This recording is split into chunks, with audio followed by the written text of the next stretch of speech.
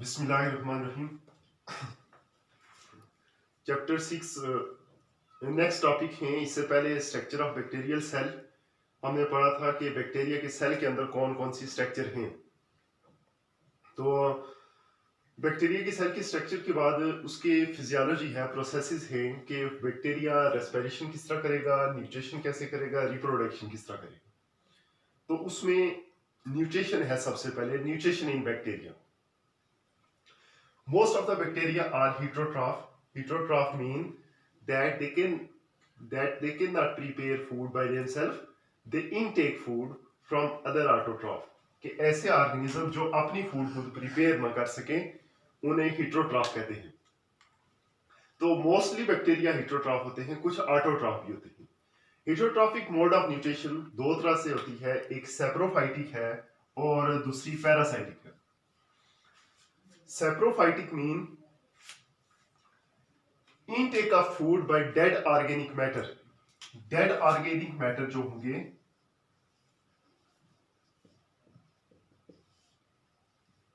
In soil, उससे ये food intake करेंगे, उसे कहते हैं सैप्रोफाइटिक। सैप्रोज भी इन्हें कहते हैं कि that intake food from dead organic matter is known as sapro या सैप्रोफाइटिक। इसके लिए ये काम करेंगे, किसी भी डेड एनिमल के ऊपर या प्लांट्स के ऊपर इंजाइम्स रिलीज करेंगे। वो इंजाइम ये काम करेंगे, फूड को डाइजेस्ट करेंगे, ब्रेक करेंगे स्मॉल पीसेस के अंदर और उसके बाद उसको एब्जॉर्ब कर लेंगे। जो हमारी साइल है इसमें ह्यूमस होता है। ह्यूमस कहते हैं कि dead remains of plant and animal is known as humus.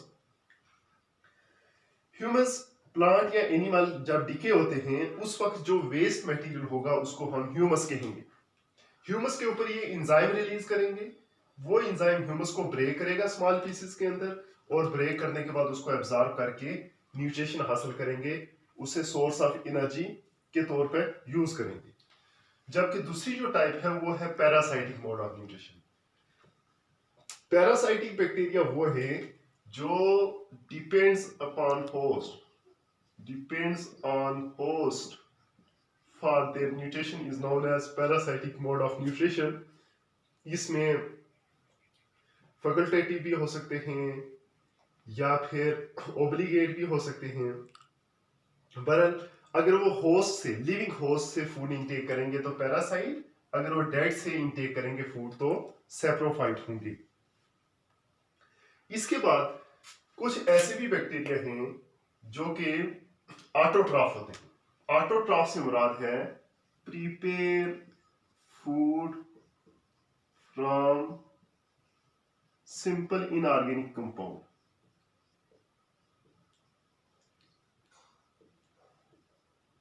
Material, ये ऑटोट्रॉफ की टू टाइप्स होंगी। एक होंगे फोटो सिंथेटिक और दूसरे होंगे कीमियोसिंथेटिक। Photo mean light. ऐसे बैक्टीरिया जो in the presence of sunlight food prepare करेंगे उसे कहते हैं फोटोसिंथेटिक, और जो केमिकल्स को यूज करते हुए फूड प्रिपेयर करेंगे उससे एनर्जी हासिल करेंगे उसे कहते हैं कीमोसिंथेटिक। Photo mean light. चूंकि इनके अंदर क्लोरोप्लास्ट नहीं होता तो लिहाजा इनके अंदर जो क्लोरोफिल है वो डिस्पर्स होता है साइटोप्लाज्म के अंदर। तो इसका जो फोटोसिंथेटिक रिएक्शन है, इसका जो क्लोरोफिल है ये प्लांट के क्लोरोफिल से डिफरेंट होता है इन स्ट्रक्चर। तो लिहाजा ये क्लोरोफिल है ये डिस्पर्स होगा उसके साइटोप्लाज्म के अंदर, लाइट को कैप्चर करेगा और फूड प्रिपेयर करेगा। अब इसमें वो फोटोसिंथेसिस है ये डिफरेंट है प्लांट से। ये वाटर यूज नहीं करते, वाटर के बजाय हाइड्रोजन सल्फाइड यूज करते हैं। जबकि प्लांट में वाटर यूज होता है एज ए इलेक्ट्रॉन डोनर। ये इलेक्ट्रॉन वाटर से मिलते हैं प्लांट में ग्लूकोज प्रिपेयर करने के लिए। प्लांट में हमने रिएक्शन पढ़ा था H2O Cl2 C6H12O6, जबकि इसमें H2O के बजाय H2S होता है और उसके रिस्पॉन्स में ऑक्सीजन नहीं रिलीज होती बल्कि सल्फर रिलीज होती है। तो लिहाजा ये वाटर यूज नहीं करेंगे बल्कि हाइड्रोजन सल्फाइड को यूज करेंगे।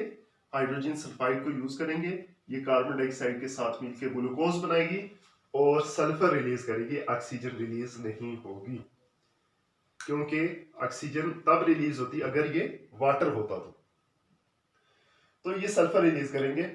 इसकी जो एग्जांपल है वो ग्रीन सल्फर बैक्टीरिया है, पर्पल सल्फर बैक्टीरिया है, ग्रीन सल्फर और पर्पल सल्फर। इसे पर्पल सल्फर और ग्रीन सल्फर इन्हें इसलिए कहते हैं क्योंकि ये सल्फर के ग्रेन्यूल्स रिलीज करते हैं इनसाइड और आउटसाइड, और ये सल्फर है जो ये हाइड्रोजन सल्फाइड की फॉर्म में रिलीज होती है और बाद में आगे पहले यूज होती है हाइड्रोजन सल्फाइड और बाद में सल्फर रिलीज होती है। तो green sulphur bacteria and purple sulphur bacteria are photosynthetic bacteria. इसके बाद है chemosynthetic.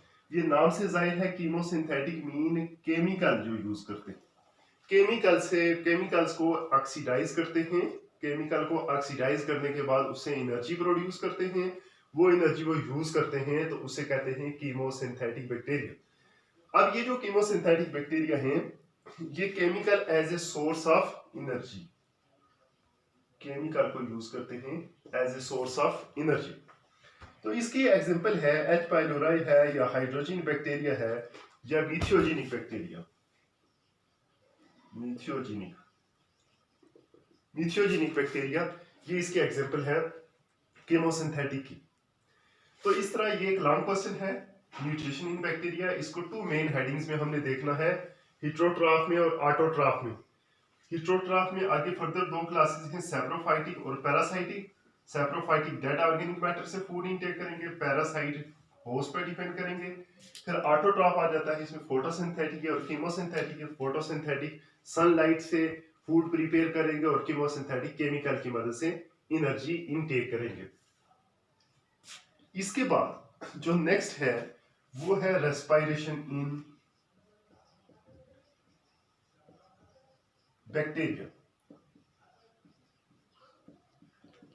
Respiration in bacteria, bacteria भी ऑक्सीजन की मौजूदगी में या ऑक्सीजन की गैर मौजूदगी में फूड पार्टिकल को ब्रेक करते हैं। ब्रेक करने के बाद उससे वो एनर्जी हासिल करते हैं। इस बेस पर उसकी डिफरेंट टाइप्स हैं। सबसे पहले हैं aerobic. Aerobic mean the bacteria that need oxygen for the production of energy, उन्हें कहते हैं एरोबिक बैक्टीरिया। इसकी एग्जांपल है एरोबिक बैक्टीरिया की सीरोमोनास। सीरोमोनास एरिजिनोसा ये एरोबिक बैक्टीरिया है। इसके बाद एनारोबिक हैं। An mean absent, aerobic mean oxygen. इसमें है कि इनकी जो ग्रोथ होती है विद और विदाउट ऑक्सीजन जो ग्रो कर जाए उन्हें कहते हैं anaerobe. An mean absent, no, aerobe mean oxygen. इसकी एग्जांपल है स्पाइरोचीट,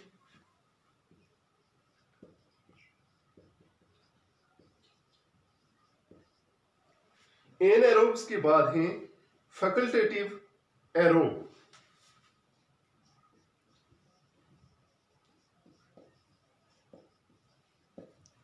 फैकल्टेटिव एरोब्स होते हैं जो इन द प्रेजेंस और एब्सेंस, बल्कि एनारोब होंगे विदाउट ऑक्सीजन जो ग्रो करते हैं।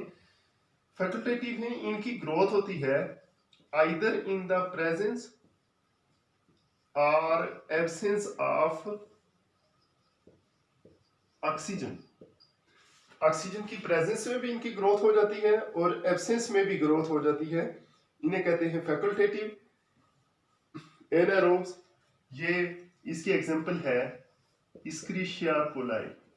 ये एक बैक्टीरिया है जो लार्ज इंटेस्टाइन में पाया जाता है। ये फैकल्टेटिव एनारोब है। इसके बाद है माइक्रो एरोफिलिक। माइक्रो कहते हैं small, aerophilic, micro aerophilic bacteria ऐसे बैक्टीरिया जिनको स्मॉल अमाउंट ऑफ ऑक्सीजन चाहिए हो फॉर देयर ग्रोथ, उसे कहते हैं माइक्रो एरोफिलिक बैक्टीरिया। इसमें इसके एग्जांपल है कैम्फाइलोबैक्टर, फाइलोबैक्टर।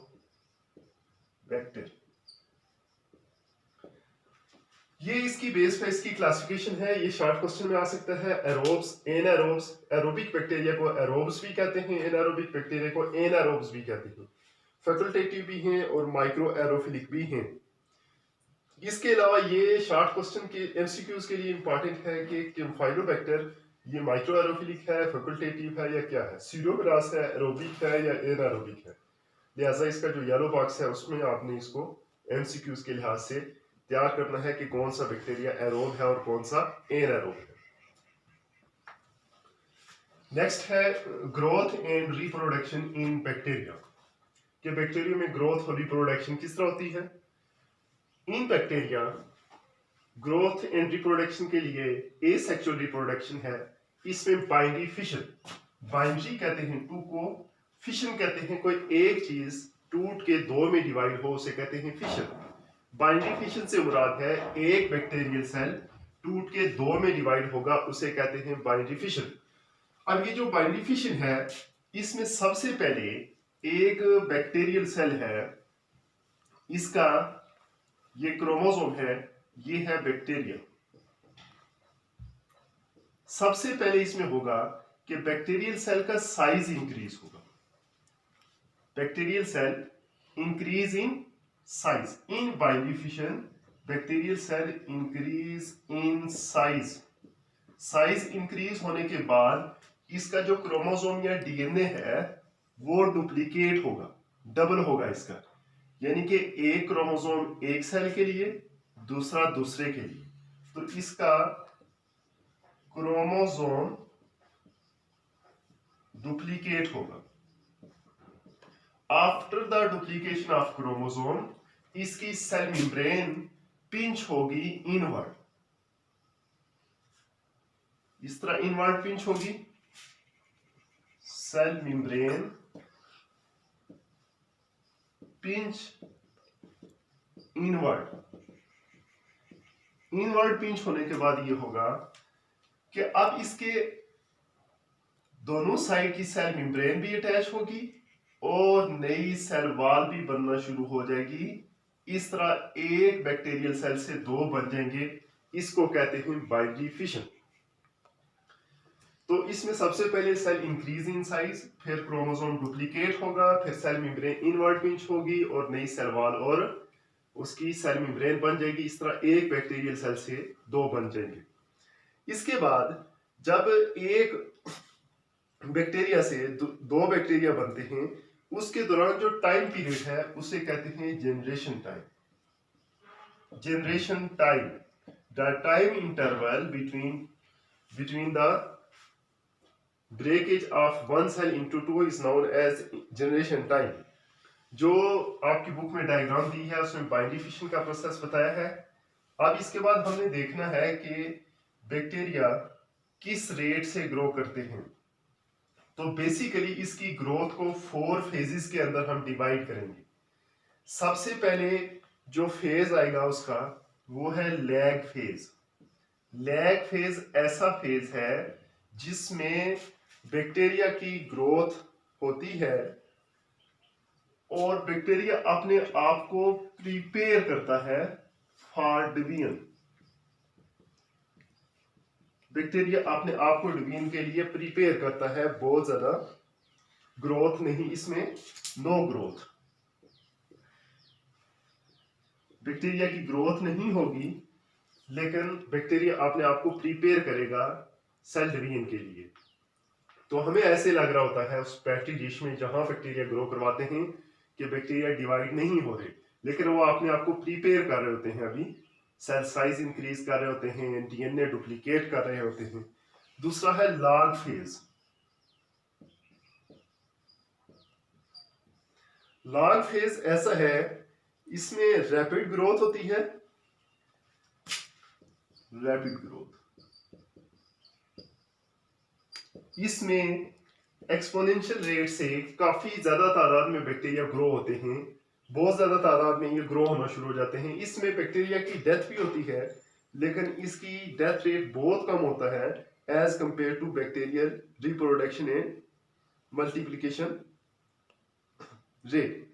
तो लॉग फेज में इसकी ग्रोथ होती है, लैग फेज में ग्रोथ नहीं होती, वो अपने आप को प्रिपेयर कर रहा होता है। तीसरा है स्टेशनरी फेज। स्टेशनरी कहते हैं रुका हुआ, जिसमें इसमें बैक्टीरिया की ग्रोथ होती है, लेकिन ग्रोथ रेट और डेथ रेट इक्वल हो जाते हैं। The rate of bacterial growth and death is equal, यानी कि अगर 10 नए बैक्टीरिया की ग्रोथ हो रही है तो 10 बैक्टीरिया की डेथ भी हो रही है। तो इसमें ऐसे लग रहा होता है कि ये स्टेशनरी फेज है, रुका हुआ है, लेकिन उसमें डेथ और ग्रोथ रेट इक्वल हो जाता है। उसके बाद डिक्लाइन फेज है या डेथ फेज। इसमें भी ग्रोथ होती है, लेकिन इसमें डेथ रेट ज्यादा होता है as compare to reproduction rate, more death as compare to then growth. Growth से ज्यादा इसमें डेथ हो रही होती है। तो ये 4 फेज हैं। लैग फेज जिसमें ग्रोथ नहीं होती, बैक्टीरिया अपने आप को प्रिपेयर करता है। लॉग फेज जिसमें रैपिड ग्रोथ होती है, बहुत ज्यादा तादाद में बैक्टीरिया की अमाउंट बढ़ जाती है। स्टेशनरी फेज जिसमें ग्रोथ और डेथ इक्वल हो जाएगी। और डिक्लाइन फेज जिसमें डेथ रेट इंक्रीज कर जाता है ग्रोथ रेट से। अगर हम इसको कर्व में जाहिर करें तो सबसे पहले इसमें लैग फेज, जिसमें ऐसे लग रहा होगा कोई ग्रोथ नहीं हो रही। फिर उसके बाद लॉग फेज आ जाता है, हमें लग रहा होता है बहुत ज्यादा ग्रोथ हो जाती है। फिर उसके बाद स्टेशनरी फेज है, और फिर उसके बाद लैग फेज या डिक्लाइन फेज है। डिक्लाइन, स्टेशनरी, लॉग और लैग, ये डिफरेंट फेज हैं। लैग फेज में प्रिपेयर कर रहा है, ग्रोथ नहीं हो रही। लॉग में ग्रोथ हो रही है, अपवर्ड ग्राफ शो कर रहा है। स्टेशनरी में ग्रोथ और डेथ इक्वल हो गई है, और आगे डिक्लाइन में डेथ रेट ज्यादा हो गया है। इसके बाद एसेक्सुअल रिप्रोडक्शन के बाद एक और प्रोसेस आ जाता है, वो है सेक्सुअल रिप्रोडक्शन। उसे कहते हैं कंजुगेशन।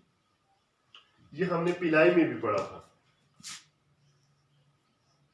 कंजुगेशन। कंजुगेशन होता है कि 2 बैक्टीरिया अपने सेक्स पिलाई की मदद से